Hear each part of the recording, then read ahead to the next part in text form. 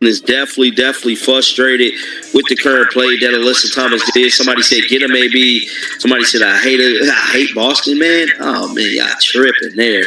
The other person said I just love our Aliyah Boston. Say it loud, and AB is a kind human. Is CC going to calm spicy AB down, or vice versa, or do the Fever really ramp up the heat with these? What happened on that Unrivaled court wasn't just a shove.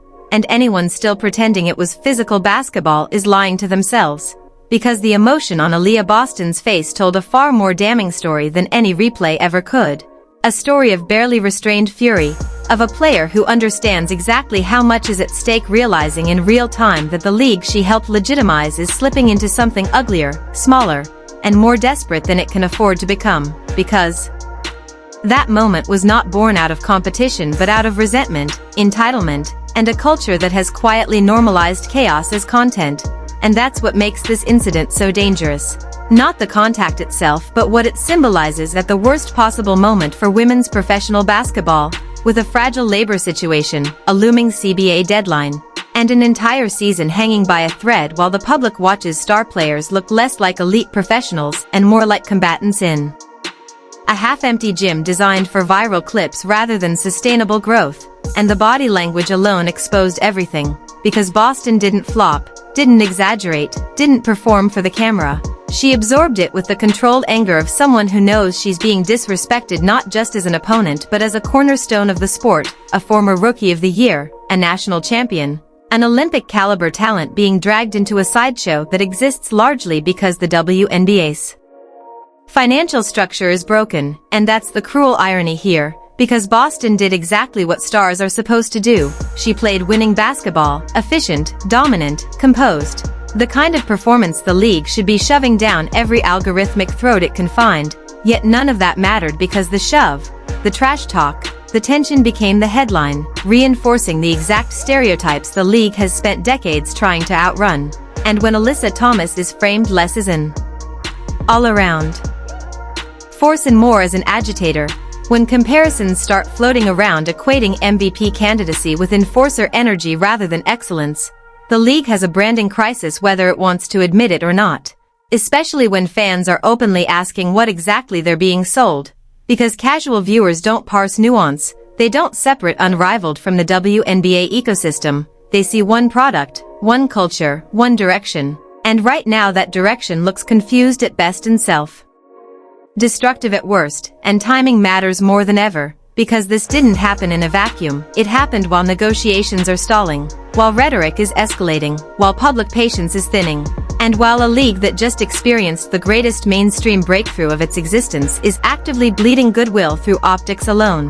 Because the visual of stars clashing in a sparsely attended exhibition league lands very differently when fans know there might not even be a real season to follow it up. And that's where this crosses from uncomfortable to catastrophic. Because the WNBA is no longer fighting for awareness, it's fighting for trust, and trust is fragile. Especially with new fans who arrived because of excellence, not controversy, because of Caitlin Clark lighting up arenas, because of playoff races that felt real, because of rivalries that emerged organically, not because of shoves and stare-downs manufactured for engagement metrics. And when the most visible moments now are confrontations rather than craftsmanship, the league risks teaching its newest audience that chaos is the product, that dysfunction is the draw, and that elite basketball is secondary. Which is fatal for a league that cannot rely on legacy loyalty to survive missteps. And the most unsettling part is that this erosion isn't being driven by outsiders or critics but from within. By players who absolutely deserve better compensation but are increasingly communicating that demand in a way that alienates the very people they need on their side. Because when fans see MVP candidates and all WNBA talents embroiled in physical altercations while simultaneously hearing that million-dollar offers are insulting, the disconnect becomes impossible to ignore. And perception hardens quickly, especially in a sports economy where attention is currency and patience is non-existent. And that's why this moment with Aliyah Boston resonates far beyond one play, because she represents the league's promise, the proof that development, discipline, and excellence can coexist with marketability. And yet here she is, shoved to the sideline, figuratively and literally. In a league that should be elevating her as a pillar of stability during chaos, not using her presence to legitimize a spectacle that undermines long-term credibility. And the fans feel that tension even if they can't articulate it. They sense that something is off, that the vibes have shifted from breakthrough to breakdown, from momentum to mess. And in a business where growth is driven by emotional investment, once fans start questioning whether the league knows what it wants to be, the damage compounds rapidly. Because every viral clip that centers conflict over craft trains the audience to associate women's basketball with volatility instead of virtuosity. And that's not just a media problem or a social media problem.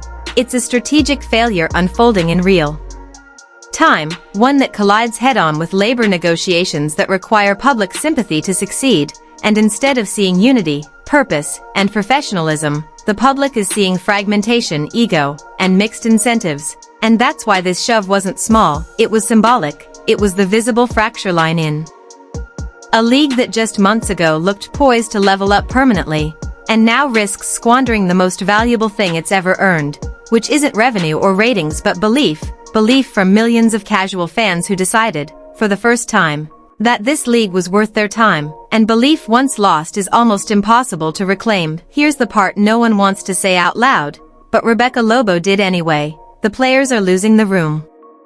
Not because they're wrong, but because of how they're talking.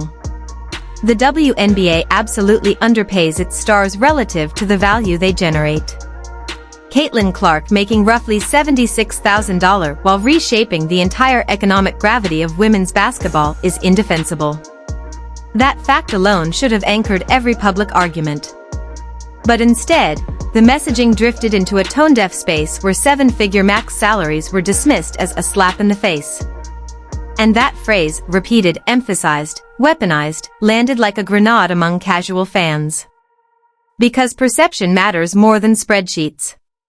To the average viewer who discovered the WNBA in 2024, who watched Clark sell out arenas and elevate the fever from irrelevance to relevance, hearing veteran players reject million-dollar offers didn't sound revolutionary.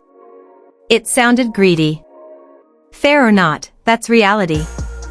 And when the Players Association demanded a salary cap tied to gross revenue instead of net, they crossed from advocacy into fantasy economics in the eyes of the public. This isn't the NBA. It doesn't operate like the NBA. It doesn't have the margin safety the NBA has. Many teams still lose money. The league still relies on structural support. So when fans hear rhetoric that feels disconnected from financial reality, they don't dive into CBA nuance, they disengage.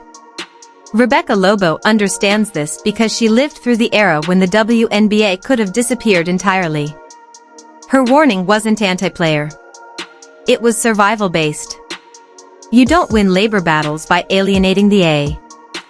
And then there's the part that makes everyone uncomfortable, but no one can honestly dismiss: Unrivaled. Nafisa Collier and Breanna Stewart aren't just players. They're founders, owners, stakeholders in a competing product that directly benefits if the WNBA stumbles. That doesn't make them villains, but it does create a structural conflict that the Players Association has completely failed to address. If the 2025 WNBA season is delayed or cancelled, Unrivaled doesn't just survive, it explodes. Talent funnels in. Visibility spikes. Sponsorship leverage increases. So when two Unrivaled co-founders sit on the negotiating committee pushing demands the league may not be able to meet, the optics are radioactive. Add in the reported effort by Kathy Engelbert to buy back the league's 16% investor stake, and the situation becomes even more volatile. If outside investors are acting as a brake on unsustainable salary commitments, buying them out removes that obstacle, but at a potentially catastrophic cost. That 16% stake was sold before the Caitlin Clark boom. Before expansion frenzy. Before valuation spikes. Buying it back now would cost exponentially more money the league may not have. Which raises the question, if the league has to borrow, dilute, or seek emergency capital just to clear the path for a deal, are we fixing the system or mortgaging the future?